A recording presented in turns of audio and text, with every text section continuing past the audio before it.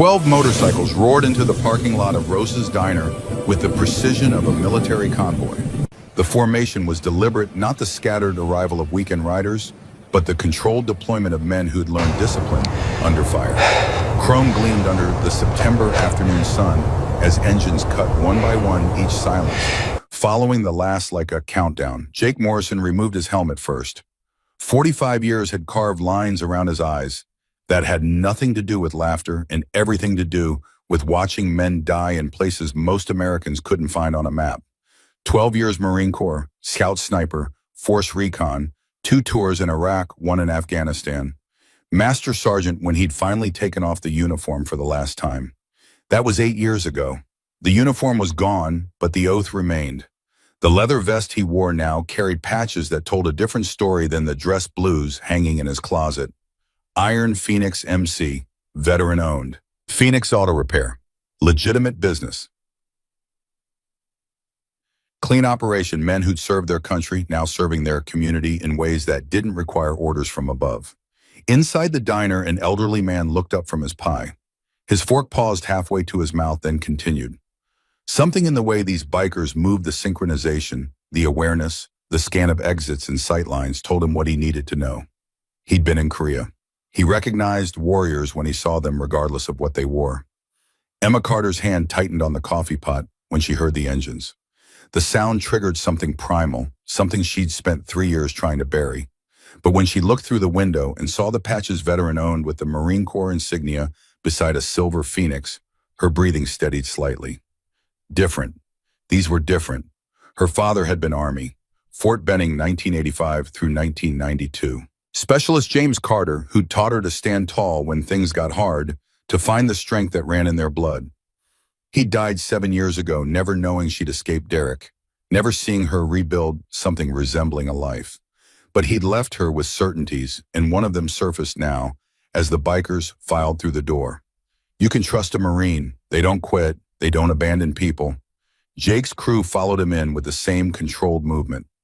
Cole Sullivan, 48 Army Ranger, his eyes doing the same threat assessment. Jake's had done exits, civilians' potential problems.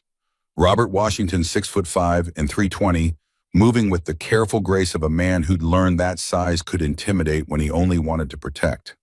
James McKenzie, face weathered by years in Marine Corps intelligence, already cataloging details most people would never notice. Tommy Rodriguez and Danny Chen brought up the rear medic and comm specialist, their training evident in how they positioned themselves with natural spacing. All veterans, all decorated, all men who'd found purpose again after the military in this brotherhood that asked nothing except honor and service. The bell above the door rang once for each man. 12 chimes like a warning, though Jake intended no threat. His voice carried that particular kind of calm that made nervous people relax. We'll take the back booths. Coffee all around. The diner itself was one of those forgotten roadside places that time had somehow polished instead of ruining. Red vinyl seats patched with duct tape that had itself faded to pink. A jukebox in the corner that probably played the same songs it had in 1986. The smell of burnt coffee and maple syrup hung thick enough to coat the back of your throat. A place where people came for comfort food and anonymity in equal measure. Emma moved toward them with a practiced efficiency that couldn't quite hide the hitch in her left leg. The slight compensating movement, the way she favored her right side, the micro adjustments in her gait, Jake cataloged it all with the detachment of a spotter calling shots. 2 to 3 years old, he estimated. Worse originally. She'd learned to hide it well, but not well enough. Not from someone trained to notice what others missed. His mind filed through the pattern recognition. Blast injuries left specific signatures. So did falls. So did someone being pushed downstairs. The angle of weight distribution, the protective stance, the way she moved through space like someone expecting pain, it told a story even if she never spoke a word. Behind the counter, Frank Martinez watched the exchange with the wariness of a man who'd seen bikers bring trouble before. But his hands stayed away from the baseball bat he kept near the register. Something about these men was different. The way they'd thanked him when he'd nodded at their entrance. The way they'd arranged themselves in the booths to avoid crowding the other customers. Small things, important things. Emma approached their table carrying a tray with 12 mugs balanced perfectly. The tremor in her right hand was subtle, overcompensation for protecting the left side. Jake noticed. So did Cole. Both men had seen enough casualties to recognize the signs. Sugar's on the table, cream's coming. You gentlemen need menus or just coffee today? Jake met her eyes directly. No aggression, just acknowledgement. Just coffee's fine. Then carefully measuring his words. Long shift. Something flickered across Emma's face. Every shift's long here, but it's honest work. She moved to the next booth, and from behind the limp was more pronounced. The protective gait pattern. The way she caught herself when her left leg took unexpected weight. Jake's jaw tightened in a way his crew recognized. The thing about Jake Morrison was this. He'd grown up watching his mother hide bruises with makeup and long sleeves. He'd learned early what silence looked like, what it cost, how it metastasized into something worse than the original wound. His father had been a civilian, a drinker, a man whose rage grew in proportion to his failures. Jake had been 15 when he'd finally fought back, standing over his father's unconscious body with bloody knuckles and a certainty that had shaped every decision since. Never again. Never ignore the signs. Never be the person who looked away. The memory came sharp and unwanted. 20 years back. His mother in the kitchen, smell of burnt coffee and copper. His father's voice rising. Jake positioning himself between them for what he'd promised himself would be the last time. The crack of his fist against his father's jaw. The way the old man had gone down and stayed down. The police. His mother finally filing papers she should have filed years before. The detective who'd taken his statement had been his sister Sarah, fresh in the department then, who'd looked at him with something between pride and sorrow. You did the right thing, but it shouldn't have come to this. That's when Jake had learned. Protecting one person is never wrong. It always has ripple effects. Always matters more than you think. Emma brought their cream. When she leaned over to set it down, her sleeve rode up. Not far, just enough. A bracelet of purple and yellow decorated her wrist, the kind that didn't come from jewelry. The kind that came from someone's fingers wrapped too tight, someone's hand grabbing, controlling, hurting. Jake's blood went cold, but his expression didn't change. He made a mental note, continued his coffee, watched Emma move to the next table with that same careful grace of someone who'd learned to function through pain. When she caught her hip on the corner of a booth, a coffee mug crashed to the floor. The diner went silent, except for the shattering ceramic. Emma dropped to her knees, her hands shaking as she gathered the pieces. I'm so sorry. I'll clean this up right away. The elderly man at the counter smiled gently. Happens to everybody, sweetheart. Nothing to worry about. But Jake saw what others didn't. The tears gathering in her eyes had nothing to do with broken dishes. The way she put weight on her left leg wrong, when she stood, the sharp wince she tried to hide by coughing, the tremor in her hands that spoke to fear, not clumsiness. Frank emerged from the kitchen carrying a baseball bat, but his posture was protective, not aggressive. He positioned himself near Emma, solid and unmovable. You okay, sweetheart? Fine, Frank. Just clumsy today. The brightness in her voice was artificial, a performance worn so many times it had become reflex. Jake had heard that tone in Fallujah from civilians who insisted everything was fine while insurgents controlled their neighborhoods. The lie that kept you alive when truth was too dangerous. His crew had gone quiet. Cole leaned in, voice barely above a whisper. Boss, I know. Bear's massive hands tightened around his coffee mug. Reaper's eyes had narrowed to the calculating expression he'd worn when analyzing enemy positions. Doc was staring at his own hands, probably remembering patients who'd come into field hospitals with similar injuries, similar lies. They'd all seen this before. Domestic situations that everyone pretended not to notice until it was too late. They finished their coffee in near silence. The usual banter felt obscene, now inappropriate, in the face of what they'd witnessed. When Jake pulled out two 20s for a $6 tab, he also pulled out one of his business cards. Not the standard Phoenix Auto card with the address and services listed. The special one he kept for situations exactly like this. Jake Morrison, Master Sergeant USMC retired, Phoenix Auto Repair, veteran owned. We serve those who need us. 555-0147, simple, direct, a clear offer from someone with credentials to back it up. He waited until Emma came back to clear their table. His crew stood with him, military habit, respect, ingrained so deep it was automatic. Ma'am, you take care of yourself. Emma looked at him, then really looked, and something passed between them. Understanding. Question. Recognition of kindness offered without demand for payment. Her voice came softer than before. You too. Jake placed the card under the 20s face down. Then he and his crew walked out the bell, chiming 12 times in reverse as they departed. Outside, late afternoon sun painted everything in shades of amber and gold, the kind of light that made the world look gentler than it was. The bikes sat in their perfect row. Jake pulled on his sunglasses but didn't mount his bike immediately. Old habit from sniper training: always verify the area is secure before you leave. Always make sure the mission's truly complete. Cole appeared beside him. We staying? Not yet, but we're coming back. Through the diner window, Emma stood at their table, staring down at the card and the money. She picked up the card, slowly read it, then pressed it against her chest like a secret, like a lifeline, like a promise someone had finally offered after years of drowning. That's when Jake saw them. 3 motorcycles pulling into the far end of the parking lot. The difference was immediate and absolute. Where Jake's crew had moved with military precision, these bikes arrived with the swagger of predators marking territory. Darker paint jobs, meaner lines, aggressive engine modifications that made them louder than necessary. And painted across their gas tanks in violent red, a serpent with its mouth open, fangs bared, ready to strike. Black Vipers, MC, Emma saw them too. Through the window, Jake watched the color drain from her face like someone had opened a valve. She stumbled backward, the card falling from her hand to the table. She didn't pick it up, just moved quickly toward the kitchen, her limp forgotten in the urgency to disappear, to hide, to become invisible before they noticed her. The 3 men on the dark bikes didn't dismount immediately. They sat there, engines rumbling, watching the diner with the patience of hunters who knew their prey had nowhere to run. Jake's hand curled into a fist at his side. Boss. Cole's voice carried a warning. We don't know what this is. We know enough. The lead rider was tall, broad-shouldered, with a scar running from his eyebrow to his cheek. Even from across the parking lot, the body language was clear.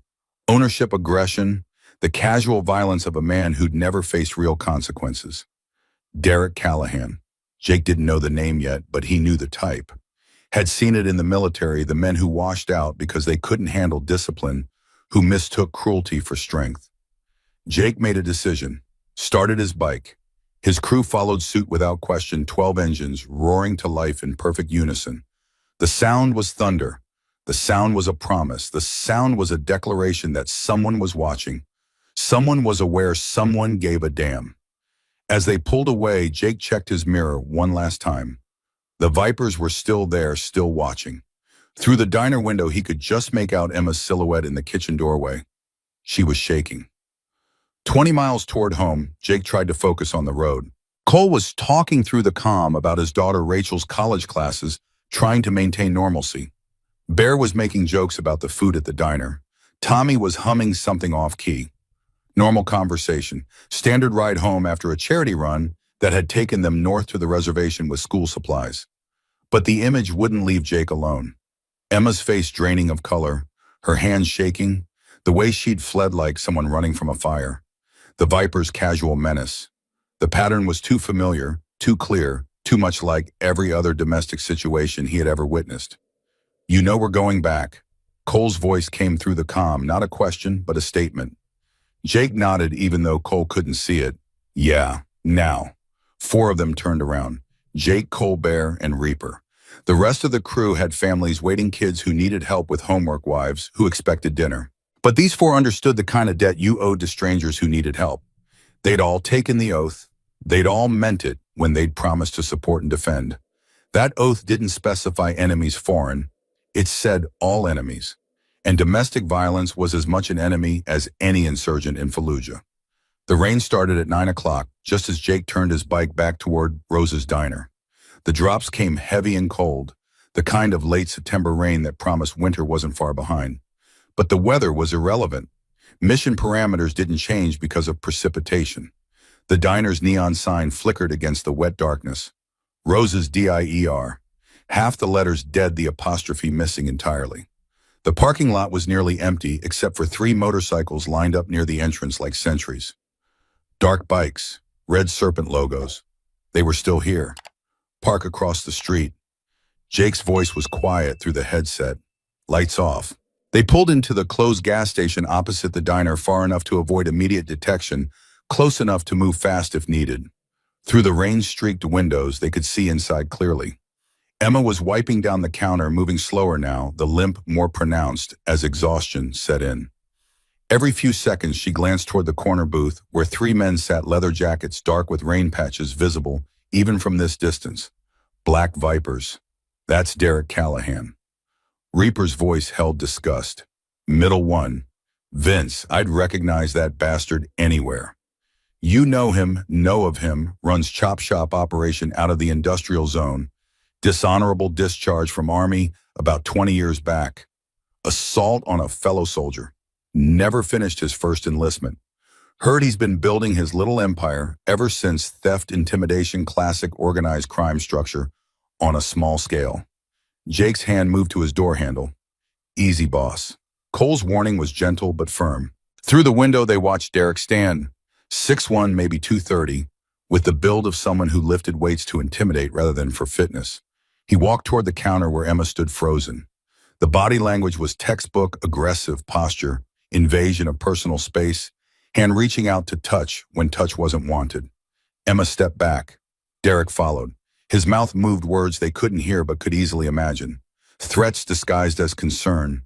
Promises wrapped in menace. The vocabulary of abusers everywhere. Emma shook her head, her hands gripping the counter edge hard enough that her knuckles went white even from across the street. Derek reached out and grabbed her wrist, the bruised one they'd seen earlier. Even from across the parking lot through rain and glass and distance, they saw her face contort in pain. Jake's door opened before he'd made the conscious decision to move. Boss Frank appeared through the kitchen door carrying his baseball bat. Not threatening, just visible. He stood next to Emma, solid and unmovable, and said something short, pointed toward the door. Derek's laugh was visible, even without sound. He released Emma's wrist, held up both hands in mock surrender, back toward his booth, still grinning. But as he moved, he pointed at Emma, then tapped his watch. The message was clear as any radio transmission. I'll be back. I've got time. You can't hide forever.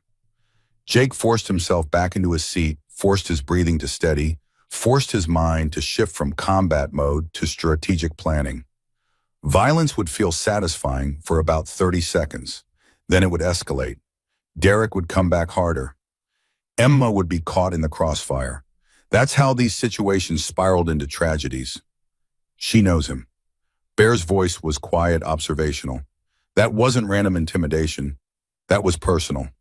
The Vipers threw money on the table, probably not enough, and walked out. The rain had slowed to a drizzle. They mounted their bikes without hurry, supremely confident in their invulnerability. Before starting his engine, Derek looked back at the diner one more time. Then he looked directly across the street, directly at them. Jake's blood froze, but his expression didn't change. They'd been made.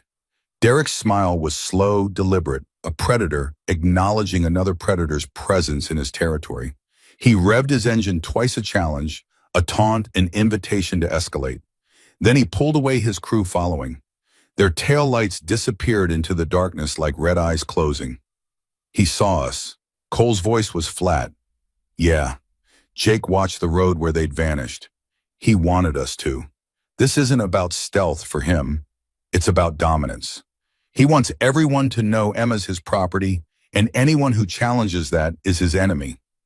Inside the diner, Emma had collapsed onto a stool, face in her hands. Frank stood beside her with one hand on her shoulder, steady presence in the chaos. After a moment, she looked up, wiped her eyes, stood, forced herself to keep working, keep moving, keep surviving another shift. We need to leave. Cole's tactical assessment was sound. If Derek knows we're watching, he might come back harder. Make an example. Yeah, Jake started his engine, but we're not leaving her alone. First thing tomorrow, we find out everything. Who Derek is, what he wants with Emma, why she's scared. Then we don't just chase him off, we make sure he can't come back. What's the play? Jake thought about his mother, about the night his father had finally gone too far, about how nobody had helped until it was almost too late, about how silence and good intentions meant nothing without action. But he also thought about strategy, about the fact that Derek expected fists and fury, about how men like him always understood violence but rarely understood anything else. We find out everything.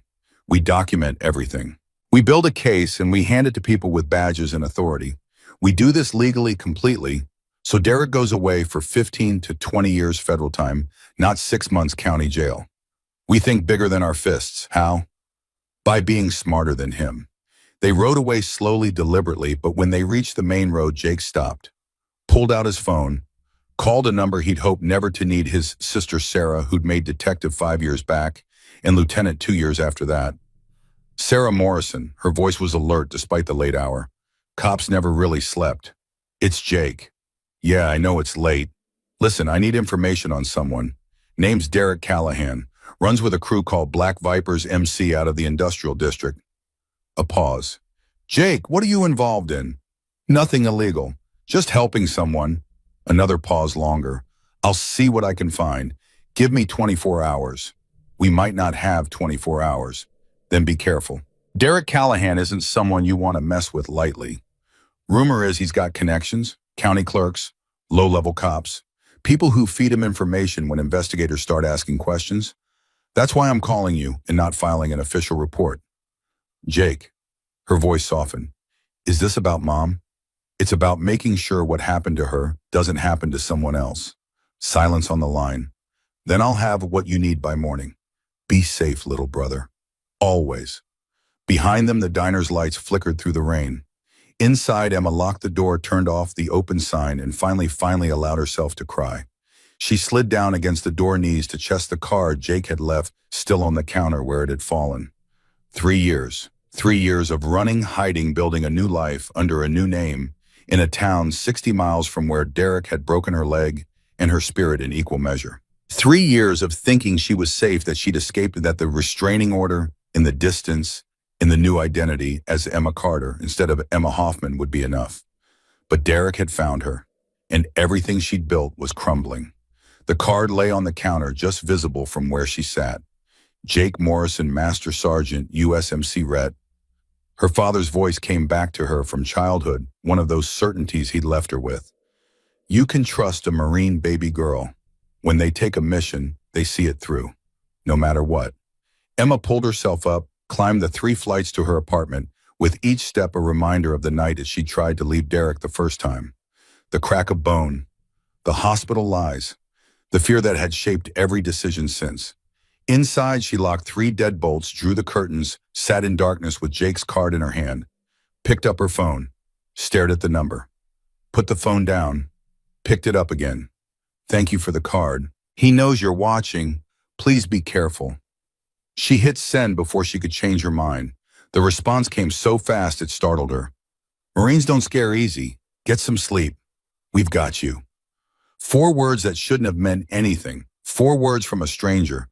But Emma believed them in a way she hadn't believed anything in years. She walked to her window, pulled the curtain back slightly. 3 motorcycles sat parked across the street, barely visible in the darkness.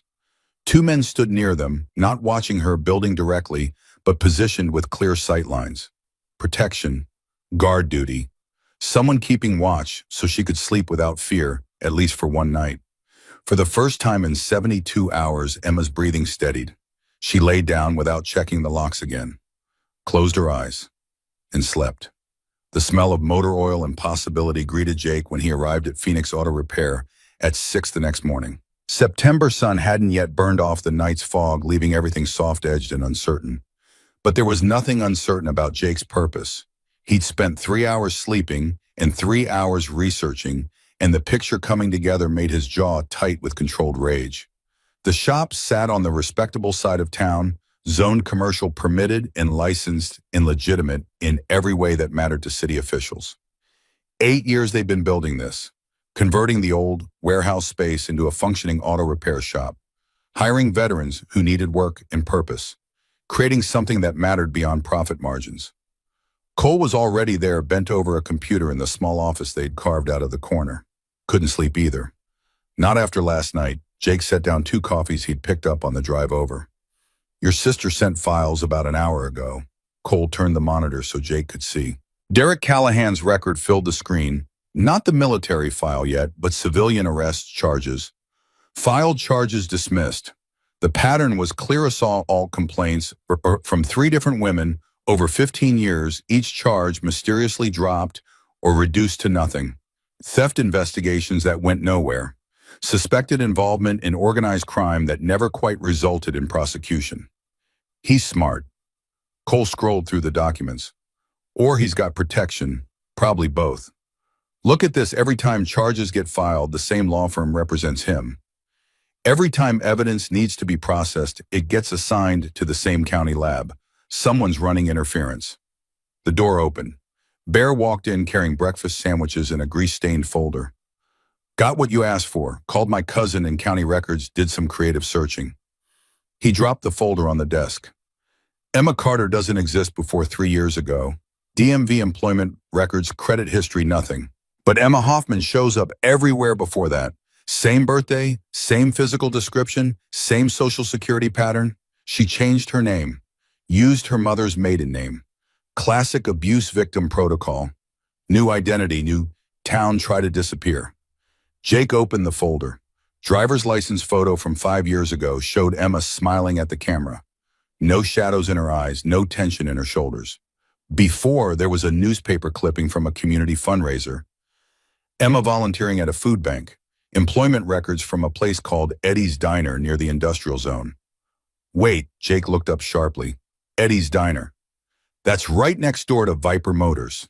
Bear's expression was grim. Derek's main operation. She didn't just date him, boss. She worked 50 feet from his chop shop. She saw everything. The pieces clicked together with the precision of a rifle bolt sliding home. Emma wasn't just an ex-girlfriend Derek wanted back for personal reasons. She was a witness to federal crimes. She could testify to what she'd seen, stolen vehicles, parts being moved, the entire operation that Derek had spent years building. No wonder he'd found her after 3 years. No wonder he couldn't just let her go. She was a liability that could destroy his empire. Reaper arrived next, then Doc and Tommy. By 7 o'clock, the full crew had assembled without being summoned. That old military instinct that told them something was happening. Someone needed them. The mission was forming, whether orders had been given or not. Jake stood at the head of the table they used for crew meetings. Behind him, he'd taped up photos, timeline, known intel. It looked like mission briefings in Fallujah, and that was intentional. This was a mission. This required the same discipline, the same planning, the same commitment to completion. Gentlemen, his voice carried the authority of rank he no longer officially held, but that his crew still recognized. We have a situation. Civilian in danger. Domestic violence case complicated by organized crime. Target is Derek Callahan, leader of Black Vipers MC. He pulled up Derek's photo. Several crew members recognized him, mutters of disgust rippling through the group. Dishonorable discharge. Reaper's voice was flat. Army 1994. Assault on fellow soldier. Didn't even make it through his first enlistment. Built his criminal operation on the foundation of being too much of a coward to serve his country. The temperature in the room dropped. Dishonorably discharged soldiers ranked somewhere below actual terrorists in the estimation of men who'd served with honor. It was one thing to never serve. It was another to put on the uniform and disgrace it. Our objective is threefold. Jake's tactical briefing was crisp clear.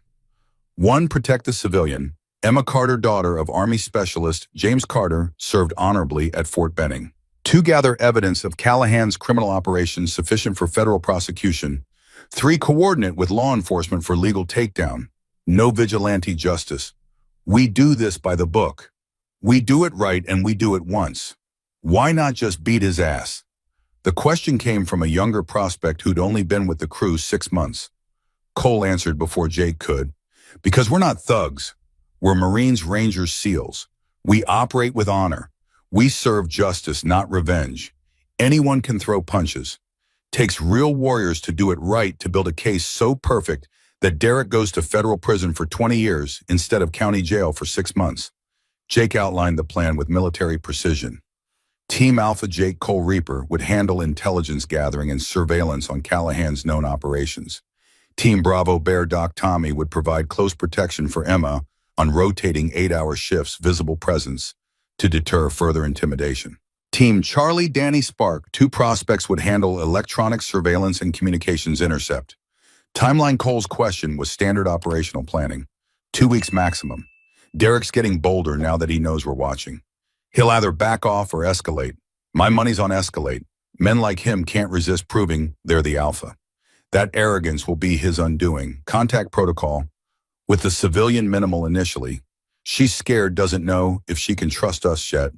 We earn trust through action, not words. Protect her, don't crowd her. She makes her own choices. We just make sure she lives long enough to make them. Bear spoke up, voice careful. Boss, if he comes at her again. What are rules of engagement? Jake's eyes hardened in a way his crew recognized from combat zones. If Emma is in immediate physical danger, you neutralize the threat. Minimal force necessary, but you do not let her get hurt. We protect civilians. That's mission priority one, always has been, always will be. Everything else is secondary to keeping her alive. The room nodded. Clear orders, clear mission. The kind of purpose they'd been missing since leaving the service. This was why they'd formed Iron Phoenix. Not to ride bikes and drink beer. To continue serving, to protect people who needed protection, to be the wall between innocence and darkness. Reaper pulled up his laptop. Did preliminary research last night. Callahan's operation is bigger than we thought. The screen showed property records. 3 locations registered to a shell company, Viper Automotive Holdings, LLC. A warehouse on Polk Street supposedly abandoned, according to public records. A storage facility on the east side listed as containing household goods.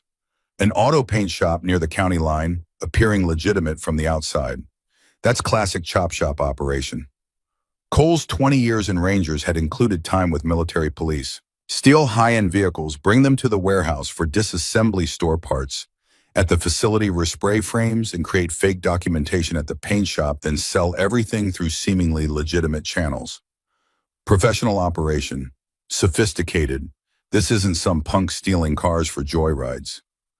How does Emma fit in? Bear's question was the tactical one. Jake pulled up the timeline. 3 years ago, Emma worked at Eddie's Diner, literally next door to Viper Motors, Derek's main garage. She dated him for 2 years before that. She filed a restraining order 3 years ago. Hospital records show broken femur consistent with falling or being pushed downstairs. 6 weeks later, she disappeared. New name, new town, new life. She saw something. Reaper's intelligence background made the connection immediately. Working that close to the operation, dating the boss, she couldn't help but see stolen bikes coming in parts, going out the whole operation. She's not just an ex-girlfriend. She's a witness who could bring down his entire empire. Silence settled over the room as the implications crystallized. This wasn't just about protecting one woman from one abuser. This was about dismantling a criminal organization that had been operating for years, stealing millions in vehicles, corrupting local officials, and terrorizing anyone who got in its way. So we take him down. Doc's voice was quiet but firm. For her, for everyone he's hurt, we end this. We take down his operation. Jake's correction was important. Legally, completely. So Derek Callahan goes to federal prison for 15 to 20 years, not 6 months in county, for assault. We think bigger than revenge. We think justice. The crew meeting lasted another hour, assigning specific responsibilities, establishing communication protocols, setting up surveillance schedules. By 9 o'clock, the machine was in motion. Bear and Doc headed to Emma's neighborhood to establish protection detail. Reaper began coordinating with Jake's sister Sarah for official law enforcement liaison. Cole started organizational logistics. Jake stood alone in the office after everyone had dispersed, staring at Emma's old photo from the community fundraiser. Before Derek had broken her. Before fear had become her constant companion. Before she'd learned to hide who she was just to survive. His phone buzzed. Text from Bear. In position, target just left apartment building, heading to work on foot. She doesn't have a car. Another piece of the pattern, financial control, classic abuse tactic. Keep victims dependent, unable to escape, trapped by lack of resources as much as by fear. Jake typed back, document everything. Don't approach yet. Let her maintain routine. He grabbed his own helmet and headed for the bike. Time to personally verify Derek's locations, assess security, understand what they were dealing with. Good intelligence was the foundation of every successful mission. And this mission was too important to allow any margin for error. The package arrived at Emma's apartment at 2 in the afternoon, left outside her door while she was at work. Plain brown box, no return address, just her name written in neat block letters. When she returned home at 4, exhausted from a lunch rush that had tested her damaged leg's endurance, she nearly stepped over it. Then she saw the envelope on top, recognized the handwriting from the card Jake had left at the diner. Her hands shook as she brought the box inside, locked the door behind her, set it on her small kitchen table. The note was simple. Your father served with honor. You inherited that strength. Now let us serve you, Iron Phoenix MC All Veterans. Inside the box, wrapped in tissue paper, was a pair of orthopedic work shoes. Not cheap generic ones, but medical-grade $200 professional footwear with proper arch support and cushioned soles. Black, comfortable, her exact size. A small tag attached for the long shifts. Something cracked open in Emma's chest. She sat on her worn kitchen floor holding the shoes and cried. Not from fear this time, not from pain, from the overwhelming realization that someone had noticed. Someone had cared. Someone had taken the time to figure out exactly what she needed and provided it without asking for anything in return. She cried until she had no tears left. Then she put the shoes on, stood, took a few experimental steps. The difference was immediate proper support exactly where her damaged leg needed it, the pain that had been her constant companion reduced by more than half. She could actually move without that grinding ache. How did he know? But even as she asked, she understood. Military training, medical knowledge, the same skills that taught him to spot threats, taught him to recognize injuries. He'd assessed her gait, identified the problem, solved it with characteristic efficiency. Emma walked to her window, wiping her eyes. Her apartment overlooked a quiet street laundromat, closed pawn shop, small parking lot. She pulled back the curtain carefully. 3 motorcycles sat parked across the street. 2 men bent over one bike, seemingly adjusting something, tools spread out. Natural, casual. Except she recognized the leather vests. Phoenix patches. They weren't working on the bike. They were watching. Protecting. Her first instinct was panic. Strangers. Men. But even as the fear rose, rationality pushed back. They'd seen her at her most vulnerable and hadn't demanded anything. Hadn't judged. Just left a card and walked away. Now they were here, keeping watch while asking nothing in return. Emma let the curtain fall. She should feel violated. Surveilled. Instead, for the first time in 2 days in 3 years, if she was honest, her shoulders relaxed. Her breathing steadied. Someone was watching, yes, but watching for threats. Watching to protect, watching because they decided she mattered. She walked back to her couch, picked up Jake's card, saved the number in her phone. Didn't call, just saved it. A lifeline if she needed it.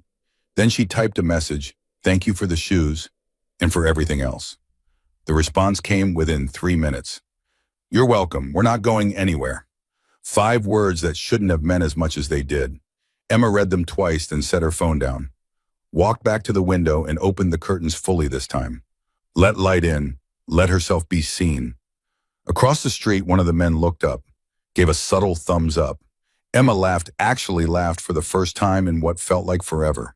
The warehouse on Polk Street appeared abandoned from the street, broken windows, covered with plywood weeds pushing through cracked pavement, faded.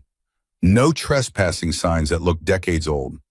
County records confirmed the narrative empty for 6 years, owned by a defunct manufacturing company, scheduled for eventual demolition. Jake crouched on the roof of the adjacent building at midnight, night vision binoculars pressed to his eyes. Below him, the supposedly abandoned warehouse blazed with activity behind those blacked-out windows. Lights, movement, the distant sound of power tools cutting metal. 4 bikes had arrived in the last hour. 2 trucks, all sporting Viper patches or affiliated gang colors. Count. His voice was barely a whisper into the radio. Cole's response came through the earpiece. 4 bikes last hour, 2 panel trucks, all black Viper affiliates. They're not even trying to hide the traffic patterns once you're watching. Look at the security. Jake adjusted focus on his binoculars. Cameras at every corner, motion sensors on the doors, guard rotation every 30 minutes. That's not protection for an empty building. That's fortress-level operational security. This is a lot of infrastructure for simple vehicle theft.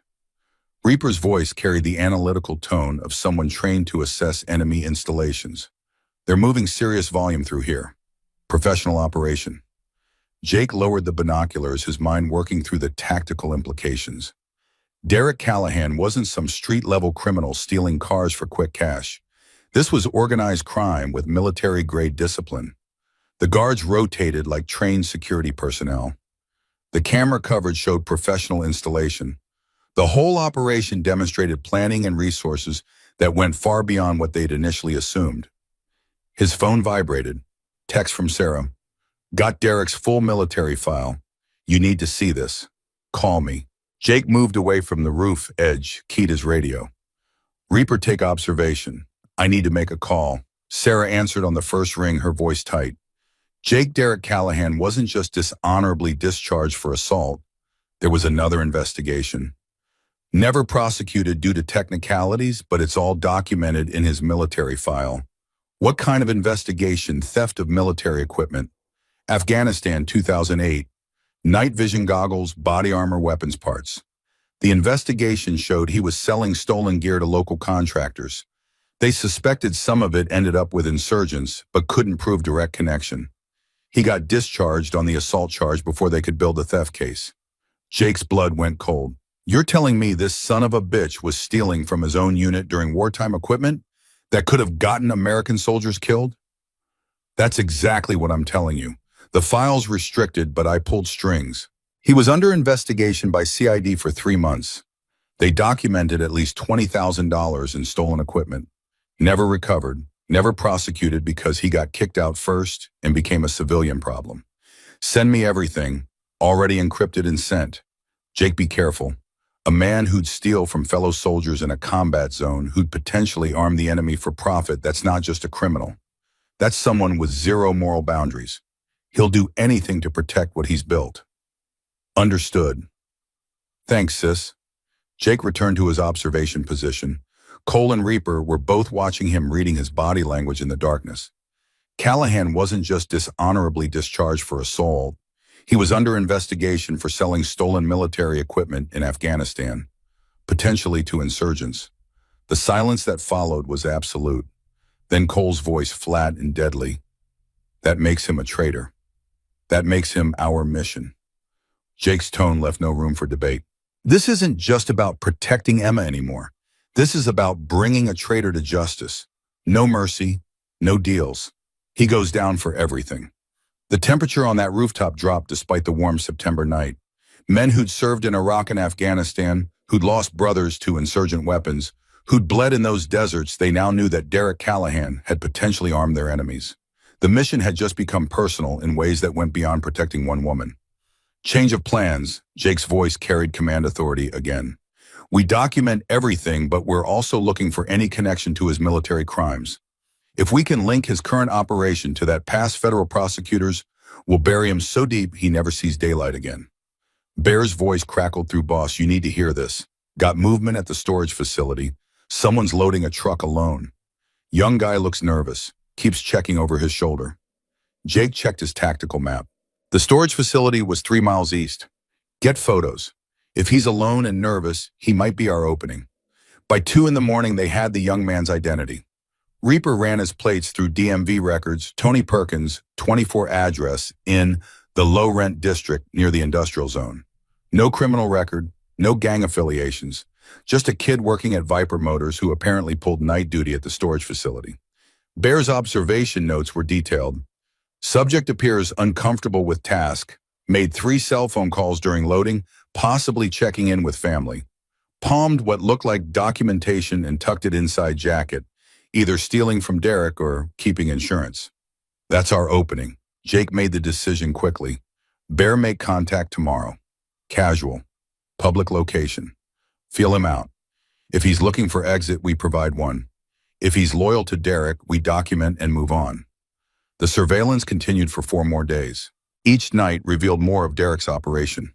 The warehouse received stolen vehicles. Jake documented 17 over 72 hours. The storage facility held disassembled parts organized with inventory precision that spoke to serious capital investment. The paint shop near the county line operated legitimately during the day, then after midnight transformed into a respray facility where stolen bike frames received new colors and fake VIN plates. Reaper compiled it all into a presentation that would make prosecutors weep with joy. Photos with timestamps, VIN numbers cross-referenced against stolen vehicle databases, financial transactions traced through shell companies. The evidence was overwhelming, irrefutable, federal crime level solid. But they needed one more piece. They needed someone inside who could testify to how it all worked, who gave the orders, where the money went. They needed Tony Perkins to flip. Bear waited outside Tony's apartment building at 7 in the morning, leaning against his bike like he had nowhere else to be. When Tony emerged heading for his beat-up Honda Bear spoke just loud enough to carry. Tony Perkins. Tony froze hand on his car door. Fear flashed across his face before he controlled it. Who's asking a friend? Someone who knows you're in a bad situation. Someone who might be able to help. I don't need help. But Tony's voice lacked conviction.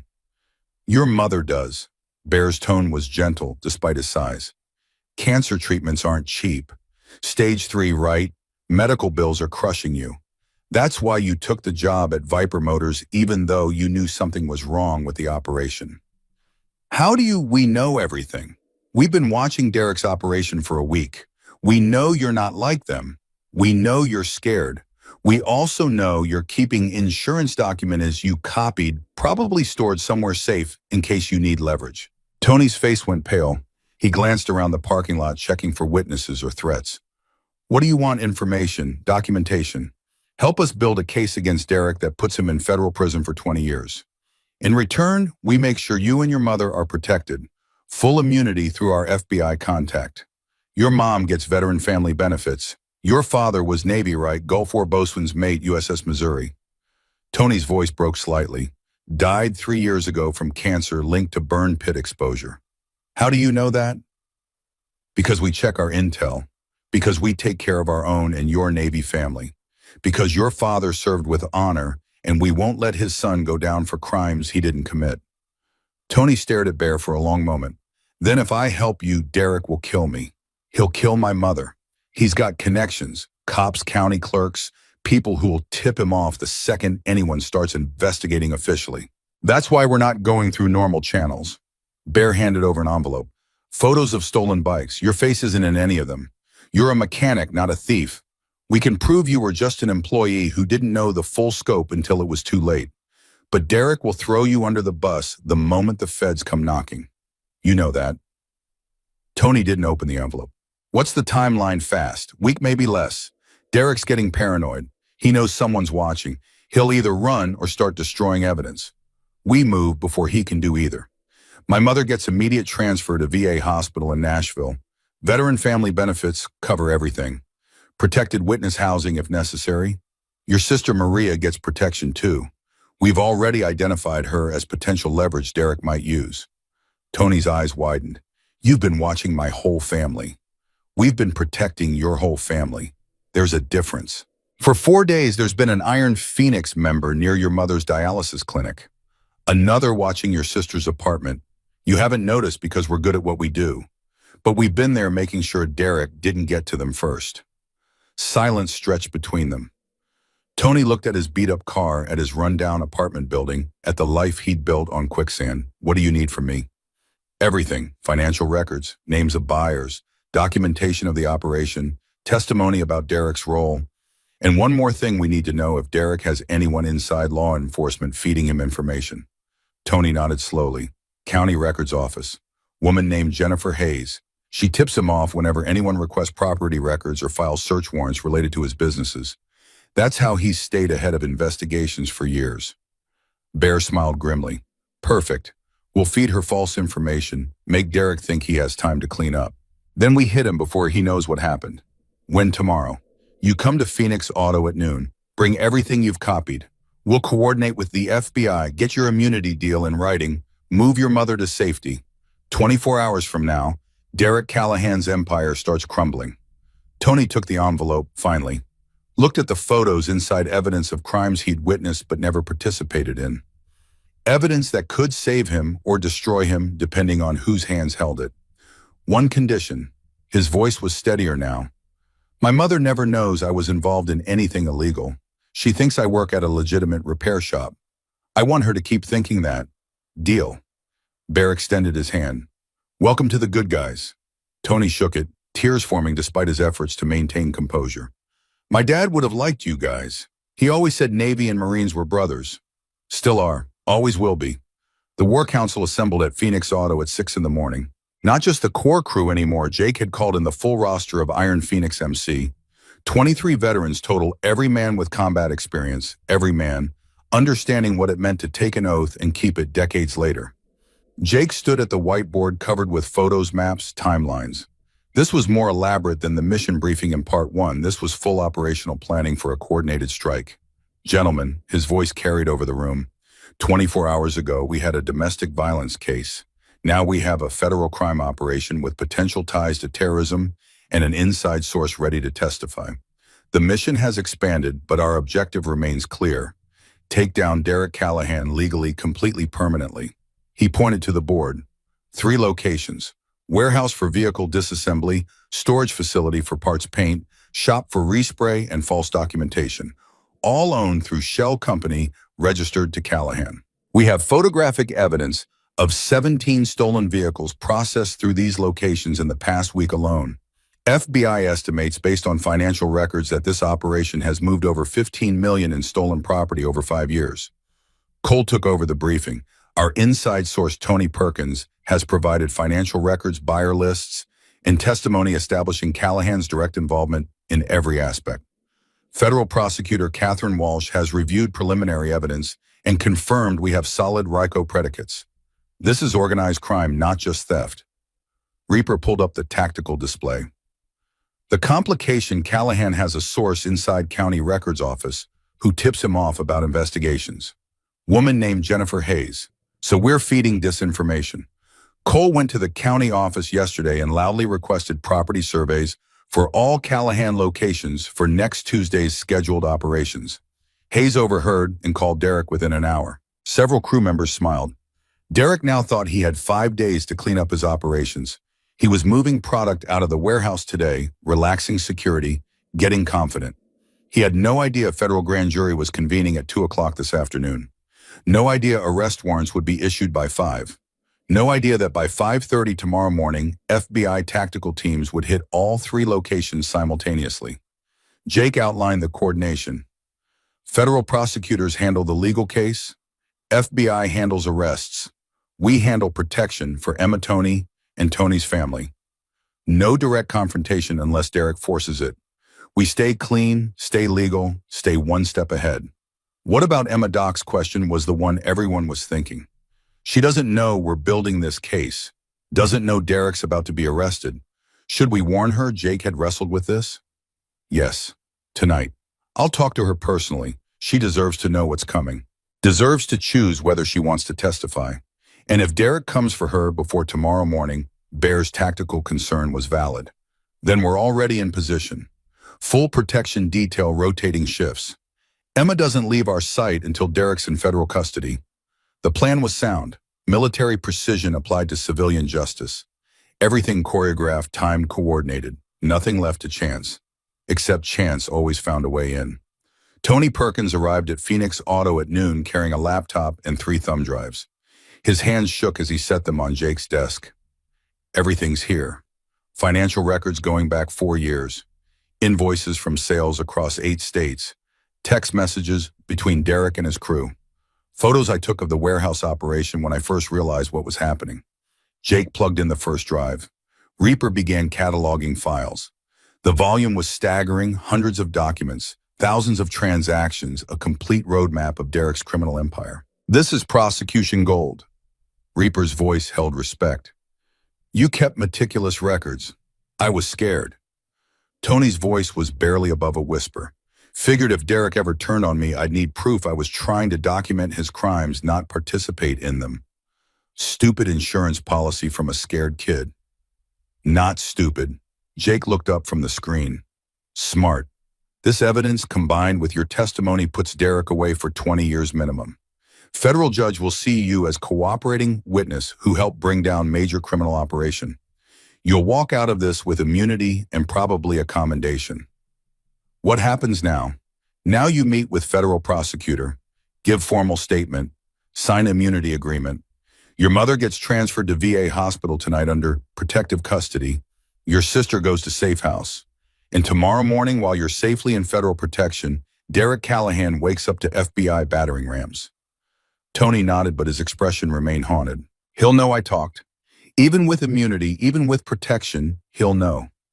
Men like Derek, they have long memories. Men like Derek will be in federal supermax. Jake's voice was firm. No contact with outside world. No ability to give orders or coordinate retaliation. You'll be safe because we're not just arresting him. We're dismantling his entire organization. The federal building was fortified glass and concrete designed to withstand everything up to car bombs. Jake, Tony, and Sarah Morrison met Assistant U.S. Attorney Catherine Walsh in a secured conference room on the third floor. Walsh was 52, gray hair pulled back severely, eyes that had seen every variation of human evil and still believed in justice. She reviewed Tony's documents for 45 minutes without speaking. Then she looked up. Mr. Perkins, this is the most comprehensive organized crime documentation I've seen in 20 years of prosecution. With this and your testimony, we can indict not just Derek Callahan, but 17 of his associates. RICO charges, interstate transportation of stolen property, money laundering, wire fraud, conspiracy. He's looking at 25 to 30 years federal time. How fast can you move? Jake's question was tactical. Grand jury convenes at 2, if they indict, and they will. I'll have arrest warrants by 5. FBI tactical teams are already briefed. Simultaneous raids at all 3 locations, plus Callahan's residence at 5:30 tomorrow morning. He'll run. Sarah's cop instincts kicked in. He's got money, fake IDs, probably an escape plan. The moment he suspects something's wrong, he'll disappear. Not if we freeze his assets first. Walsh pulled up financial documents on her screen. Simultaneous with arrests, we hit his bank account, safe deposit boxes, property holdings. By 6 tomorrow morning, Derek Callahan will be broke arrested and facing federal charges that guarantee he dies in prison. What about his source in county records, Jake asked, Jennifer Hayes. Already handled. Walsh's smile was cold. FBI interviewed her this morning, offered her choice: cooperate and get immunity or get charged as accessory to organized crime. She flipped in under 5 minutes. Gave us names of 3 other county employees Callahan was bribing. They'll all be arrested tomorrow as well. The machine was in motion. Professional, legal, unstoppable. Everything Derek had built over 15 years would crumble in under 24 hours. Tony signed the immunity agreement with shaking hands. Walsh witnessed it, then slid a copy across the table. This document means you're protected. Federal witness. Anything you did while working for Callahan is covered under immunity in exchange for truthful testimony. Your mother and sister are already in protective custody. You're safe now. Tony stared at the paper like it might bite him. When do I testify? Grand jury is this afternoon. You'll give preliminary testimony, establish foundation for charges. Full testimony at trial will be in 6 to 8 months. But the grand jury appearance is crucial. That's what gets the indictment. What if I freeze up? What if I can't? You'll do fine. Jake's voice carried command presence. You're not doing anything wrong. You're telling truth about crimes you witnessed. That's all they need. Just facts. What you saw, what Derek said, what happened when. Stick to truth and you'll be perfect. Sarah added, I've testified dozens of times. Best advice, look at the prosecutor when answering questions. Speak clearly. If you don't know something, say you don't know. Don't guess. Don't embellish. Just truth. Tony nodded, gathered his courage. Okay, I'm ready. The grand jury room was deliberately intimidating, 23 citizens sitting in tiered seating, looking down at the witness chair. Tony sat straight, hands folded, voice steady despite obvious nerves. Walsh guided him through preliminary questions. Name, address, employment history, then into the substance. Mr. Perkins, where do you currently work? Viper Motors. It's an auto repair shop in the industrial district. How long have you worked there? 2 years. Started as basic mechanic. They promoted me to senior tech after 6 months. When did you first become aware that illegal activities were occurring at Viper Motors? About 8 months into the job. Tony's voice was quiet but clear. A truck arrived late one night with 10 motorcycles. High-end bikes, Ducatis, BMWs, Harleys. My supervisor told me they were repo work for banks. But the paperwork didn't match. VIN numbers had been altered. Documentation was fake. What did you do? At first, nothing. I needed the job. My mother has stage 3 cancer. Medical bills were crushing us. But I started keeping records, photos, documents, insurance in case things went bad. Did Derek Callahan personally direct any illegal activities you witnessed? Yes, multiple times. Tony pulled out printed text messages. Here's a message from Derek to my supervisor. New shipment arrives Thursday. 20 units. Process them fast, we have buyers waiting. That was code for stolen vehicles. Derek personally approved every major shipment. The testimony continued for 3 hours. Tony detailed the warehouse operation, the storage facility, the paint shop, named names, provided dates, described the organizational structure. By the time Walsh finished, the grand jury had heard enough. The foreman stood. We find probable cause for indictment on all charges. Walsh smiled. Thank you. Warrants will be executed tomorrow morning. Jake waited outside the federal building. When Tony emerged with Sarah, the young man looked 10 years older but somehow lighter. He'd done it. Testified against Derek Callahan in a way that couldn't be undone or dismissed. How do you feel? Jake asked. Terrified, but also free. Like I've been carrying something heavy and finally put it down. You did the right thing. Your father would be proud. Tony's eyes filled. You think so? I know so. Serving your country doesn't always mean putting on a uniform. Sometimes it means standing up when it's easier to stay quiet. You just served in the way that mattered today. Darkness had fallen when Jake rode toward Emma's apartment. The protection detail was in place, Bear and Doc maintaining watch from across the street, ready to intervene if Derek appeared. But Jake needed to handle this conversation personally. Emma deserved to hear it from him. He knocked on her door at 8 o'clock. The peephole darkened as she checked who it was. Multiple locks clicked. The door opened a crack, chain still engaged. Mr. Morrison. Jake. Just Jake. Can I come in? I have news about Derek. The chain slid free. Emma stepped back, letting him enter. Her apartment was small, sparse, impersonal, the home of someone who'd learned not to accumulate possessions that would slow her escape. The orthopedic shoes he'd sent sat by the door, worn and scuffed from work. Emma gestured to the worn couch. Please sit. Jake remained standing, military habit. I need to tell you something. Tomorrow morning at 5:30, FBI raids Derek's operations. All 3 locations. He'll be arrested on federal charges. 25 to 30 years based on the evidence. Emma's hand flew to her mouth. How we've been investigating him for a week. Surveillance. Documentation. We found an inside source who testified to grand jury today. Derek's going away, Emma. For a very long time. Her legs gave out. She sank into a chair, shaking. I don't understand. You said you were protecting me. You didn't say you were building a federal case. We were doing both. Jake kept his voice gentle. Protection means more than just standing guard. It means removing the threat permanently. Derek's empire is built on stolen vehicles, money laundering, organized crime. We gave federal prosecutors everything they need to end him. Why? The question came out broken. Why would you go this far for me? Because it's right. Because your father served and we take care of our own. Because no one should live in fear, Jake's voice firmed.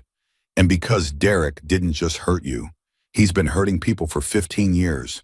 Running criminal operation, corrupting officials, terrorizing witnesses. This isn't just about you anymore. It's about justice. Emma was crying now, years of fear and hope and disbelief crashing over her.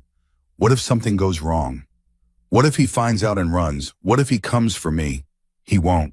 We have eyes on him right now. The moment he moves toward you, we intercept. And after tomorrow morning, he'll be in federal custody. No bail, no contact with outside world. He can't hurt you from prison. Do I have to testify? The fear in her voice was real. Eventually, yes, but not for months. The trial won't happen until next year. By then, Derek will have been in custody for a long time. You'll be safe. And when you testify, you'll tell the truth about what he did to you, what you saw at Eddie's diner. Your testimony plus our evidence equals life sentence. Emma wrapped her arms around herself. I'm scared. I know. But tomorrow you'll wake up free. Really free. Derek will be in handcuffs. His operation destroyed his life over. You get to build whatever life you want without looking over your shoulder. Jake pulled out his phone, showed her a photo of Rose's diner. Frank wants to sell, retire to Florida. He asked if you were interested in buying. Emma stared at the photo. I don't have money for veteran small business loan. We can help you get approved. Own the diner, run it your way. Build something that's yours. Why would Frank want me to buy it? Because he sees what I see. Strength, courage. Someone who survived hell and kept working, kept trying, kept hoping. That's the kind of person who builds something meaningful. Emma was quiet for a long moment. Then, when Derek's arrested tomorrow, will you be there? Not at his arrest, that's FBI's job. But I'll be at your apartment, making sure you're safe, making sure you know it's really over. Okay, her voice was steadier now. Okay, Jake moved to the door, then paused. Emma, one more thing. After tomorrow, when Derek's in custody and the immediate threat is gone, I'd like to talk to you about something. A program we're building at the Diner Community Space for women in situations like yours. Support groups, job training resources. We want to help others the way we helped you. Why me to run it? Because you understand. Because you survived. Because other women will trust someone who's been through it and came out the other side. Emma nodded slowly. Let's get through tomorrow first. Deal. The clock read 2:47 a.m. when Jake's phone buzzed with an alert from Reaper's surveillance system. Movement detected at Derek's residence. Vehicle starting. Subject departing location.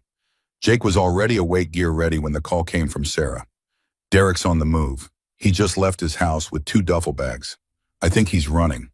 The traffic stop was textbook. State trooper pulled Derek over for a broken tail light 3 miles from his house. Routine check. License and registration. Completely legal reason to detain him while FBI scrambled to accelerate their timeline. Derek sat in his car, hands visible on the wheel, watching the trooper approach. His mind was racing. Something was wrong. The timing was wrong. Jennifer Hayes had said Tuesday. This was Friday morning. Why was he feeling the need to run 2 days early? But old instincts had kept him alive this long. When something felt wrong, you moved. He'd grab cash, fake IDs enough to disappear for months while things cooled down. Mexico by sunrise. New identity by next week. The trooper took his license back to the cruiser. Ran it through the system. Waited.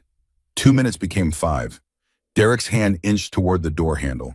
Then headlights. Multiple vehicles. FBI in big letters across tactical vests. Derek Callahan. The voice came through a megaphone. Step out of the vehicle with your hands visible. For a moment, Derek considered running. His hand was on the gear shift.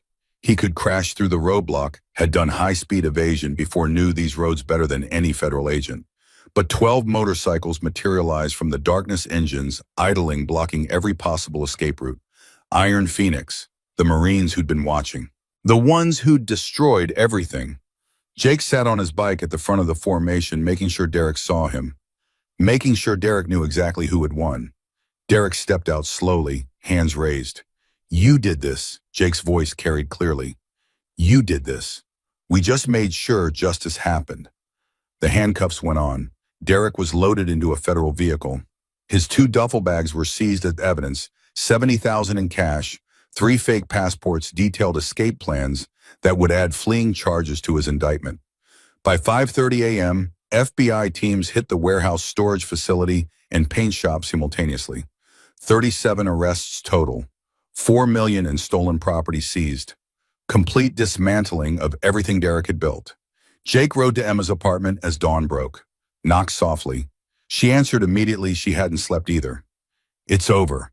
Derek's in federal custody. All his associates arrested. His operations shut down. It's really over. Emma stared at him, searching his face for confirmation this was real. Then she started crying, not from fear, from relief so overwhelming it physically hurt.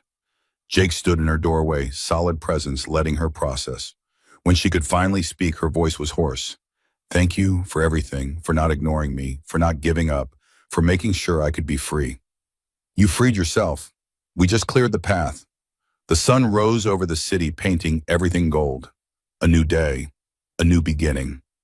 Emma Carter stood in her doorway, watching Marines ride away, knowing she'd never be helpless again. 6 months transformed everything. The sign went up on a Tuesday morning, and Emma stood in the parking lot watching two workers secure the new neon letters to the front of the building. The old Rosa's Diner sign, with its missing apostrophe and dead bulbs, had been taken down the week before, hauled away, like physical evidence of a life that no longer existed. The new sign glowed warm and golden even in daylight. The Phoenix Diner. Elegant script that caught the sun and held it. Frank Martinez stood beside Emma, hands in his pockets, watching his legacy become something new. "You sure about this name?" Emma smiled, and the expression came easily now, without the guardedness that had defined her face for 3 years. "It means something survived, got banged up, weathered storms, but didn't break. And because sometimes angels wear leather and ride motorcycles." Frank laughed, the sound carrying across the parking lot. "Your father would have loved that. Hell, he would have loved all of this." The renovations had taken 4 months, and every dollar of the veteran's small business loan Jake had helped her secure. New booths with intact vinyl refinished floors that gleamed under proper lighting, a jukebox that played music from every decade instead of being stuck in 1987. The kitchen had commercial-grade equipment. The coffee was actually good. Now Emma had insisted on that, remembering the burnt sludge she'd served for too long. But the physical changes were secondary to the transformation that had happened in the back room. What had been storage space was now a community resource center, comfortable seating, private counseling offices, a small library of books on recovery and rebuilding. 3 emergency shelter rooms upstairs. Nothing fancy, but clean and safe 72-hour maximum stay, while arrangements were made for something more permanent. The Phoenix Diner, where people came for breakfast and hope in equal measure. Grace emerged from inside, wiping her hands on her apron, despite the fact that she and Frank were officially retired, heading to Florida in 3 days. She hugged Emma tightly. "We're proud of you, mija. Look what you built from the ashes." "You and Frank built the foundation. I just added to it." "No," Grace's voice was firm. "We ran a diner. You're building a sanctuary. There's a difference." The grand opening that evening drew a crowd that spilled onto the sidewalk. Iron Phoenix MC arrived in formation, 12 bikes gleaming, their presence no longer frightening, but reassuring. Cole brought his daughter Rachel home from college for the weekend. Bear arrived with his mother, the woman who'd raised him alone, and taught him that strength meant protecting, not harming. Doc brought his therapy dog, a golden retriever trained to comfort trauma survivors. Tommy and Danny came with their families, kids running between the adults' legs, while parents chatted about normal things, weather, sports, the new school year. The mayor showed up with a ceremonial ribbon. Behind him came city council members, local business owners, 3 reporters from regional news stations. The story had legs. Local diner rises from ashes, becomes symbol of community healing. The headline was melodramatic, but Emma had stopped resenting the attention. If her story helped other women find courage, she'd accept the spotlight. She stood at the microphone the mayor had brought, looking out at faces she'd come to know. This place was Rosa's Diner for 40 years. Good food, good people, good memories. But it became something more when a group of veterans showed me I didn't have to live in fear, that I deserved better, that I was worth protecting. She gestured to Jake and his crew standing quietly to the side. These men, Marines, Ranger SEALs, Air Force, they didn't save me with violence. They saved me with honor, with patience, with unwavering commitment to doing the right thing the right way. They taught me that surviving isn't enough. We must thrive. We must help others thrive. Jake met her eyes across the crowd, gave a subtle nod. The same acknowledgement he'd given that first day in the diner when he'd recognized her pain and decided to do something about it. So Phoenix Diner is 2 things. The front room serves the best coffee in the county, great food, warm atmosphere. The back room is a community resource center, support groups, job training, self-defense classes, legal aid counseling, all free, all confidential, staffed by volunteers who've survived hell and came out stronger. This is what rising from ashes looks like. The ribbon was cut, doors opened, the crowd flooded in. By 8 o'clock, the diner was packed. Every booth full, counter seats taken, people standing with coffee cups, talking in that easy way communities do when something good happens. Emma moved between tables with the confidence of someone who'd found her purpose. The limp was still there, would always be there, but she no longer tried to hide it. Just a reminder of survival, of strength. 3 women arrived separately over the course of the evening. Different ages, different backgrounds, same haunted expression Emma recognized from mirrors past. She greeted each one personally, led them to the back room where other survivors waited, where stories could be shared without judgment, where healing started with acknowledgement that you weren't alone. By the time Emma locked up at midnight, 8 women had come through the resource center. 3 accepted emergency shelter. 2 signed up for job training programs. 1 asked about legal aid for filing restraining orders. Success measured in small steps toward freedom. Jake waited in the parking lot leaning against his bike. Long first day. Good first day. Emma's exhaustion was the earned kind, satisfying rather than depleting. We help people, actually help them. That's what matters. Your father would be proud. The words came easily because they were true. I think about him every day. Wonder what he'd say about all this. Emma gestured at the diner at the sign glowing gold in the darkness. Some days I hear his voice so clearly. Stand tall, baby girl. Carter's strength runs deep. Then you know exactly what he'd say. They stood in comfortable silence, watching the sign cast shadows across the empty parking lot. Then Jake's phone buzzed. He checked the screen, his expression shifting to something more serious. Problem message from Judge O'Connor. Says she needs to talk. Urgent. The courthouse smelled like old wood and deferred justice. Jake met Patricia O'Connor in her chambers at 7 the next morning, before normal business hours began.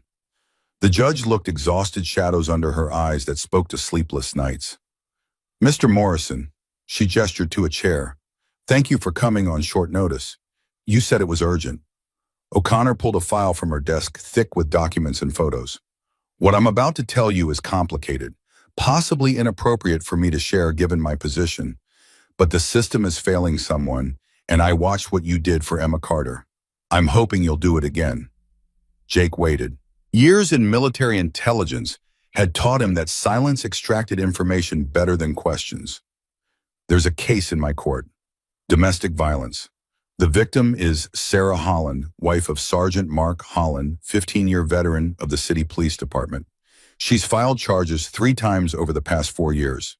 Every time the charges mysteriously disappear. Other officers provide alibis.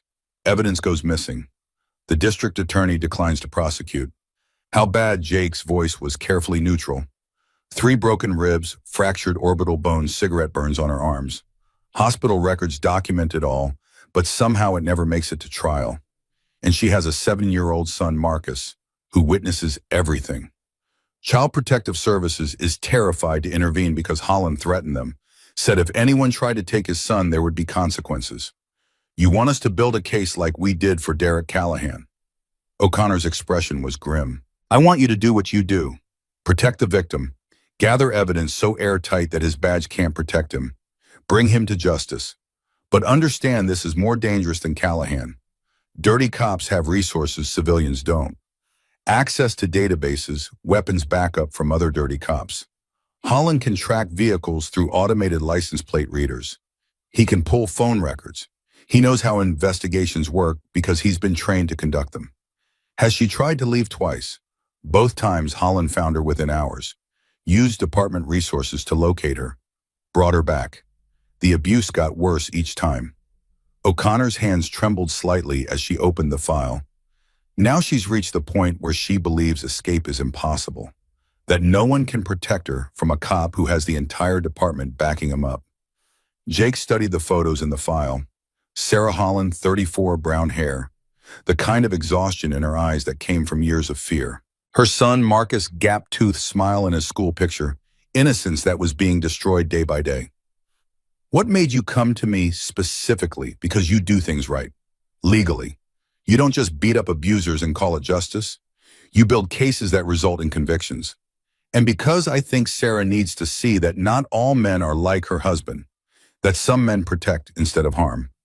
Does she know you're reaching out? Oh, I can't have contact with her outside the courtroom. It would compromise my position. But I can give you her information. What you do with it is between you and your conscience. Jake took the file. We'll make contact, assess the situation. If she wants help, we'll provide it. But she has to choose. We don't force protection on people who aren't ready. She's ready. She's past ready. She's desperate. O'Connor's voice cracked slightly. I've seen too many women die because the system failed them. I won't watch another one if there's something I can do to prevent it. You're doing it now, trusting us. Don't make me regret that trust. The crew meeting at Phoenix Auto had a different energy than the one 6 months ago. These men had been through this before now. They understood the process, the risks, the commitment required. But when Jake laid out the new mission protecting a woman from her cop husband, the room went quiet. Bear spoke first. Boss dirty cops are a different animal than criminals like Callahan. They know how we think. They have legal access to investigative tools. They can make our lives very difficult, very fast. I know. Jake's acknowledgement was direct. That's why we go even more carefully this time. We assume Holland has access to every database, every camera, every source of information that city cops can access. We assume he's watching. We assume he'll use his badge as both weapon and shield.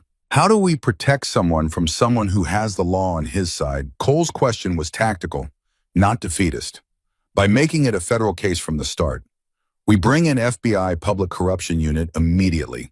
Document every time Holland uses department resources inappropriately. Build a pattern that shows he's not just abusing his wife, he's abusing his position.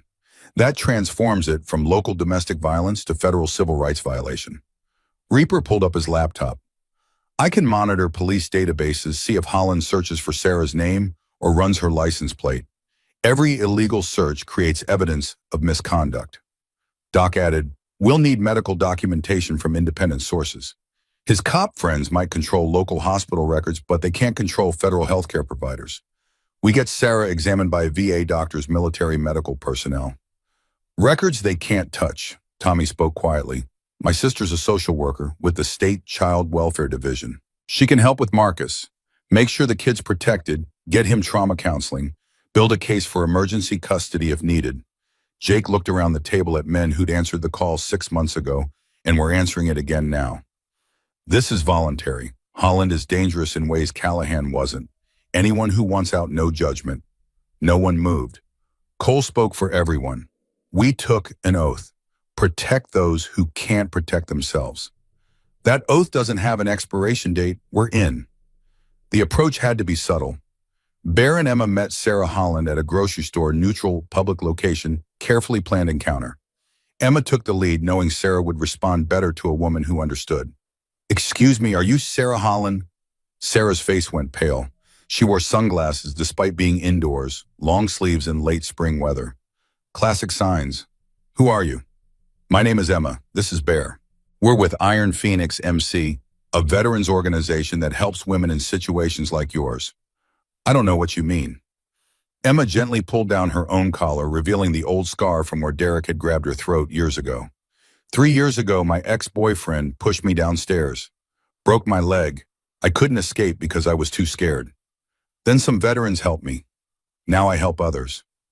Sarah's eyes filled with tears. You filed charges against your husband 3 times. Each time they disappeared. We know why. We know who's protecting him. And we can stop it. He'll kill me if I leave. Sarah's voice was barely audible. He's told me exactly how he'll do it. Make it look like suicide. His cop friends will back up his story. I'll be dead and he'll get away with it. Not if you let us help. Bear's voice was gentle despite his size. Ma'am, I'm Navy SEAL retired. We've extracted hostages from worse situations. Your husband is a bully with a badge. We're trained warriors with honor. He doesn't stand a chance. They'll never prosecute him. He's decorated. 15 years on the force. Everyone loves Sergeant Holland. They'll prosecute when they see evidence of federal civil rights violations. Emma's confidence came from experience. FBI Public Corruption Unit handles dirty cops. We've already made contact. They're waiting for your statement. What about Marcus and my son? He's 7. He's witnessed everything. Sarah's maternal instinct overrode her own fear. I can't leave him with Mark. Marcus comes with you. Tonight, midnight. We'll have a team waiting. You pack 1 bag each, essentials only. We'll get everything else later. And by tomorrow morning, your husband will be under federal investigation. Why are you doing this? Emma took Sarah's hand. Because nobody helped me until it was almost too late. Because your son deserves to grow up without witnessing violence. Because you deserve a life without fear. And because it's the right thing to do. The extraction plan was military precision. 2 teams operating simultaneously. Team 1 creating diversion. Team 2 executing extraction. Mark Holland worked night shift 10 to 6. His pattern was predictable, checked on Sarah via home security cameras, every hour called twice during shift, had fellow officers drive past the house periodically. Control maintained even when absent, but Jake's crew had mapped every camera angle, every patrol route, every checkpoint. They knew Holland's patterns better than he knew them himself. Midnight. Black van pulled up to Sarah's house precisely on schedule. Bear whispered through the window, Phoenix protocol. Sarah emerged with Marcus 1 bag each. Moved quickly to the van. 30 seconds total exposure. But as they turned the corner, headlights blazed. Police cruiser Holland's partner, Officer Danny Chen, on patrol exactly as predicted. Defensive driving. Bear's voice was calm. Hold on. The tactical evasion lasted 90 seconds.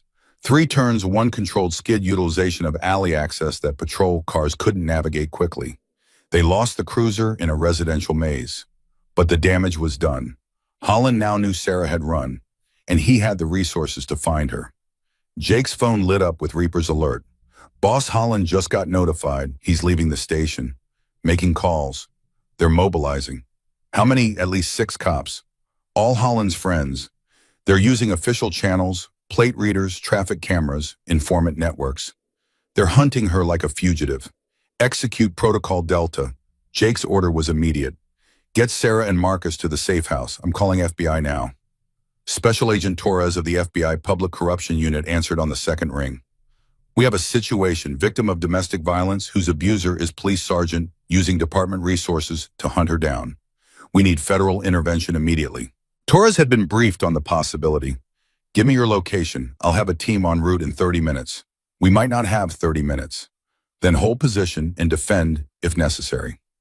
FBI is coming. The safe house was an isolated farmhouse 40 miles outside the city, owned by a veteran fortified off any grid Holland could access officially. But Holland was resourceful in ways that transcended official channels. He had informants, contacts, people who owed him favors. By 2 in the morning, 3 police cruisers pulled up outside. Mark Holland emerged from the lead vehicle, 6 foot 210, wearing his uniform and badge-like armor. 5 officers with him, all armed, all legally authorized to carry weapons. Sarah clutched Marcus on the couch inside the boy, trembling despite Emma's attempts to comfort him. He found us. Oh God, he found us. Jake, Cole, and Bear stood at windows assessing. 6 armed cops claiming official police business. Legally complicated, didn't begin to cover it. Holland's voice boomed through a megaphone. Sarah, this is Mark. These people kidnapped you. I'm here to rescue you. Come out and everything will be fine inside. Sarah was shaking her head violently. Don't believe him. Don't let him take us. Please. Jake stepped onto the porch, hands visible. No weapon. Sergeant Holland, your wife left voluntarily. She's under federal protection now. FBI is en route. I suggest you leave before you add more charges. Holland's face twisted with rage. These are federal charges. You're interfering with police business. That's my wife and son in there. Your wife who's filed charges against you 3 times. The charges that mysteriously disappeared. Jake's voice was calm, carrying clearly. We know about the cover-ups. We know about the other officers who provided false alibis. FBI Public Corruption Unit has been investigating for 2 weeks. You're lying, trying to turn her against me, trying to destroy my family. You destroyed your family when you broke your wife's ribs, when you burned her with cigarettes. When you terrorized your son, Jake took a step forward. You're not here as a cop. You're here as an abuser who's losing control. And that ends tonight. Holland's hand moved to his service weapon. Get on the ground. You're under arrest for what? Standing on private property. Protecting a domestic violence victim. Go ahead, Sergeant. Draw that weapon. Show everyone here who you really are. The standoff lasted 17 seconds that felt like hours. Holland's hand on his gun. Jake standing unarmed but unafraid. The other officers beginning to look uncertain, realizing this wasn't what they'd been told, that maybe Holland wasn't the hero of this story. Then helicopter overhead. FBI. Vehicles approached from both directions.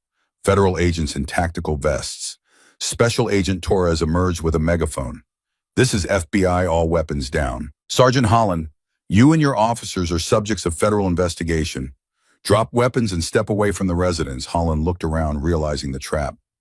Counted federal agents, counted his own men, did the math. Outnumbered, outgunned, out of options. "This isn't over." His voice carried venom. "You think you're heroes, you just destroyed a cop's life, made his family targets. Every criminal in this city will come after them now." "No," Jake's response was quiet but clear. "We just stopped a criminal who happened to be a cop. There's a difference, and your family isn't your property. They're people who deserve safety." Something you forgot years ago. The arrest happened quickly.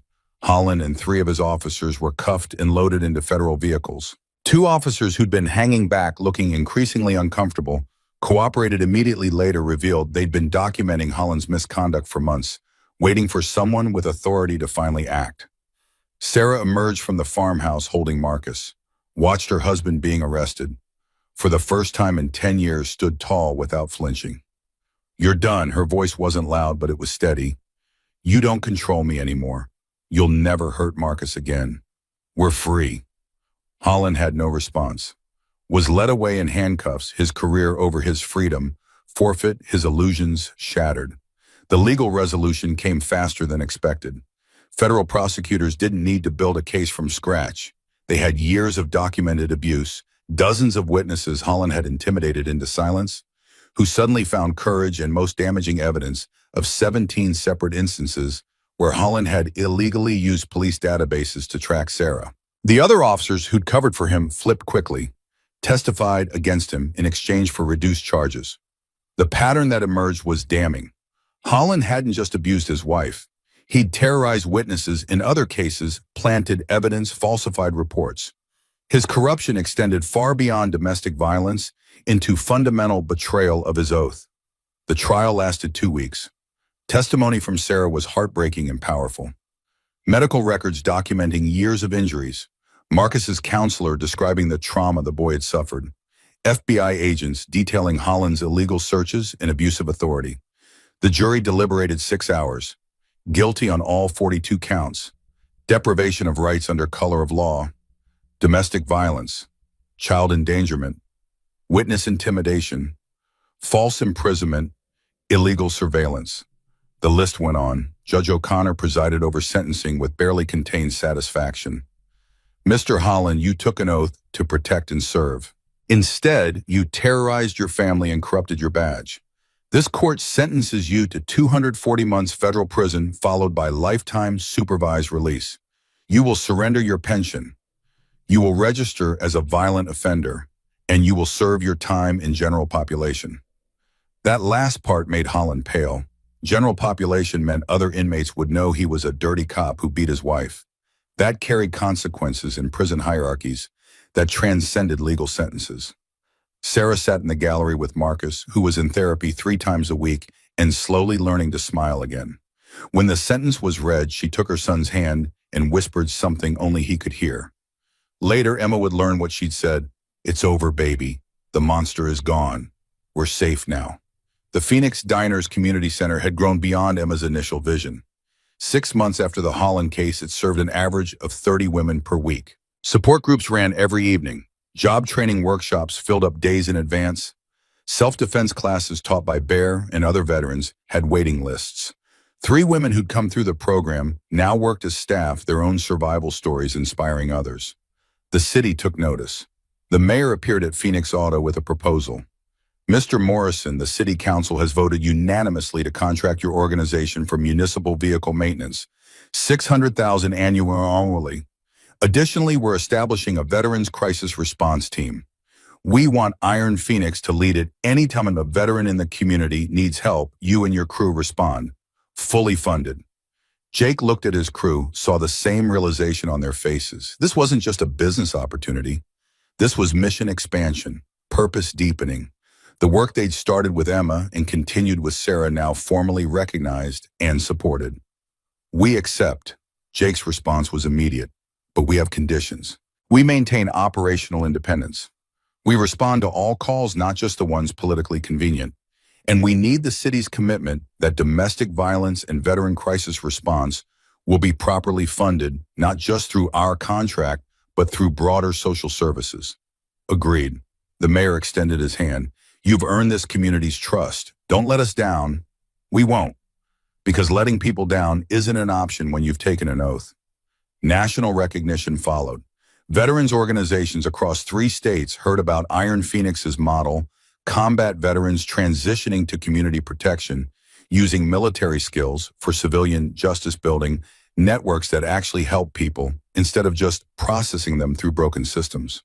The Veterans of Foreign Wars invited Jake to speak at their national convention. He stood before 5,000 veterans and told them our oath didn't end when we took off our uniforms. We swore to support and defend. That continues here at home every day. Every time we protect someone who can't protect themselves, we're still serving. Every time we intervene in domestic violence or help a struggling veteran find purpose, we're fulfilling our mission. The response was overwhelming. 50 veteran groups requested information on replicating the model. 3 cities asked Iron Phoenix to help establish their own community protection programs. Funding offers came from foundations, veterans organizations, even federal grants for innovative community policing alternatives. Emma sat in Jake's office reviewing expansion proposals. This is bigger than we imagined. This could be national, should be national. Jake's conviction was absolute. Domestic violence is an epidemic. Veteran homelessness is a crisis. PTSD is destroying lives, and the current system isn't equipped to handle it. But veterans, we know how to organize. We know how to execute missions. We know how to protect people. We can do this across the country. How many Phoenix centers, eventually one in every major city, staffed by veterans and survivors working together, serving food in the front, providing resources in the back, offering emergency shelter upstairs. Standardized model, local implementation, national support network. Emma's expression was thoughtful. We'd need funding, training programs, quality control to make sure every center maintains standards. We have that. Veterans organizations want to fund this. Cities want to partner. Federal grants are available. The infrastructure exists. We just need to build the network. They spent 3 hours that afternoon sketching the vision. The Phoenix Project National Network of Community Centers serving food and hope. Veterans providing protection and support. Survivors helping other survivors. Model proven in their city, ready for replication everywhere. By the time the sun set, they had a framework. By the end of the month, they had commitments from 12 cities. By the end of the year, the Phoenix Project would operate in 30 locations across 8 states. The celebration at Phoenix Diner 3 months later brought together everyone who'd been part of the journey. Emma and Sarah stood behind the counter, now business partners in the original location. Tony Perkins worked at Phoenix Auto as senior mechanic, his mother in full remission. Marcus Holland, thriving in therapy, played with Cole's daughter Rachel, both kids laughing without fear. Judge O'Connor, retired now, volunteered at the legal aid clinic 3 days a week. Jake stood before the gathered crowd crew around him and felt something he hadn't experienced since leaving the Marines. Completion. Not the end, but the fulfillment of purpose. We started with one mission: protect one woman from one abuser. That expanded to protecting another woman from a dirty cop. That grew into community centers across multiple states. The mission keeps expanding because the need keeps revealing itself. But the core principle remains: we protect those who can't protect themselves. We serve with honor. We never quit. Cole raised a glass. To the oath that never expires. To the oath that never expires. 24 voices echoed the toast. Emma caught Jake's eye across the room, mouthed 2 words: "Thank you." Jake shook his head, mouthed back, "You're welcome," then added Semper Fi. The evening dissolved into celebration. War stories traded between veterans. Survivors sharing victories with newcomers who needed to see that escape was possible. Children running between tables while adults discussed futures instead of dwelling on pasts. Community in action. Healing visible. Hope tangible. Jake's phone buzzed late in the evening. Message from an unknown number. "Mr. Morrison, this is Lieutenant Sarah Chen, Portland PD. We have a situation here. Domestic violence case victim is wife of city councilman. System is failing her. Heard about your work. Can you help? Jake showed the message to Cole. Here we go again. Cole smiled. What are you going to tell her? Jake typed his response. Send me the details. Iron Phoenix responds to all calls for help. Because that's what they did, what they would always do. The oath continued. The mission expanded. The protection never stopped. Outside, 12 motorcycles sat in perfect formation, chrome gleaming under streetlights. Ready for the next call, the next mission, the next person who needed protection from darkness. Phoenix had risen from ashes. Now it flew across the country, bringing light to every shadow it found. And everywhere it landed, communities healed. Survivors thrived. Hope returned. The sign glowed gold above them. The Phoenix Diner, where breakfast came with possibility, and every meal included a side of redemption. Where warriors who'd fought overseas now fought for justice at home. Where survivors became advocates. Where broken became whole. Emma locked the door at midnight, Jake waiting to escort her to her car. Like he'd done for 2 years now. The protection detail had become friendship, the mission had become family. Tomorrow she'd open the doors again, serve coffee to regulars and hope to strangers, run support groups in the back room, coordinate with 19 other Phoenix centers across the country, train new survivors to become advocates, continue building what veterans and victims had created together, proof that healing was possible, that protection existed, that good still won when good people refused to look away. Jake mounted his bike, pulled on his helmet, gave Emma a final salute before riding into darkness. Behind him, 11 more engines roared to life. Iron Phoenix departing, but never truly leaving, always watching, always ready, always faithful to the oath they'd sworn and the mission they'd chosen. The lights of the diner faded in Jake's mirror, but the impact remained, would always remain, because they'd proven something crucial: warriors could come home, oaths could be kept, justice could triumph.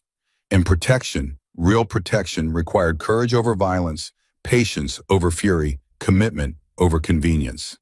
Emma stood alone in her parking lot watching taillights disappear, placed her hand over her heart, feeling the keychain in her pocket, the first gift Jake had given her, engraved with one word that meant everything: freedom.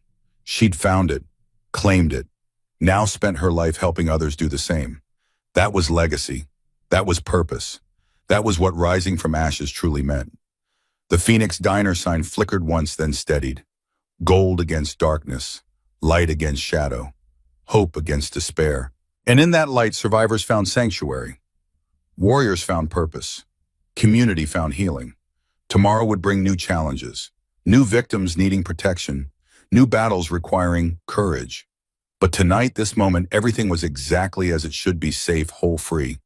Emma climbed into her car, started the engine, drove home through streets she no longer feared, past alleys where Derek once cornered her, past the apartment where she'd spent 3 years hiding, past every landmark of trauma, now transformed into waypoints of victory. When she reached her new apartment, nicer place, better neighborhood, life rebuilt, she paused before going inside, looked up at stars barely visible through city light pollution. Spoke to her father wherever he was. I did it, Dad. Found the Carter strength you always said ran deep. Built something that matters. Helped people who needed it. Made you proud. The wind carried her words away into night. And somewhere in whatever exists beyond, Specialist James Carter smiled. His daughter had stood tall when things got hard. Had survived. Had thrived. Had become exactly who she was meant to be. Inside, Emma made tea, sat in her favorite chair, opened her laptop. Emails from 3 women asking about the program. 2 cities requesting information on starting their own Phoenix centers. 1 veteran writing to thank Iron Phoenix for helping his sister escape her abuser. She answered each one personally, shared her story when it helped, offered resources and hope in equal measure. Worked until after 2 in the morning because there was always someone who needed help and she could never again be the person who looked away. Finally, exhaustion won. Emma closed her laptop, checked her locks, once habit, not fear, and climbed into bed. As sleep claimed her, her last thought was gratitude. For Jake and his crew. For Grace and Frank. For Sarah and Tony, and every person who'd helped her transform from victim to survivor to advocate. The oath continues, the mission expands. The protection never stops. And every morning, the Phoenix Diner opens its doors, serves breakfast and hope. offers coffee and community, provides sanctuary where it's needed most. Because some angels wear leather and ride motorcycles. Some warriors fight with patience instead of fists. Some victories happen quietly, one survivor at a time and one community at a time, one life rebuilt from ashes at a time. That's the legacy. That's the mission. That's what happens when good people refuse to look away, when warriors remember their oaths, when survivors find courage to help others survive. Phoenix rising, always rising, forever rising, until every shadow knows light, until every victim knows protection, until every warrior knows their mission continues. Semper Fidelis, always faithful, to the oath, to the mission, to each other, forever.